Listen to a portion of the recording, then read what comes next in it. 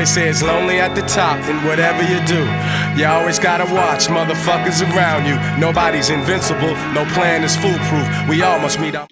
Alrighty, for this problem, we're going to use properties of the integral and the formula that the integral from 0 to b of x squared dx is equal to b cubed over 3 to calculate this integral here. So the integral from 9 to 0 of x squared dx. So the first thing we see is that we really want to use this formula here. We want to utilize that in some way at some point along this problem.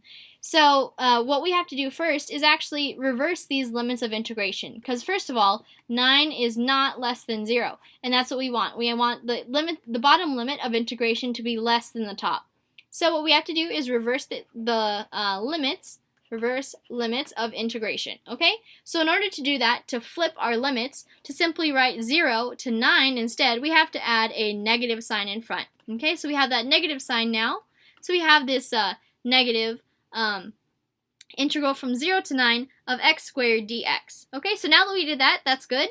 And now we can actually apply this formula up here. Okay, so that's going to be a negative, or that's just going to stay out there, that negative 1. And then we have 0 to 9, so now 9 is like our b, right? So if 9 is like our b, that means our answer must be 9 to the third power over 3. Okay, so that's a negative also.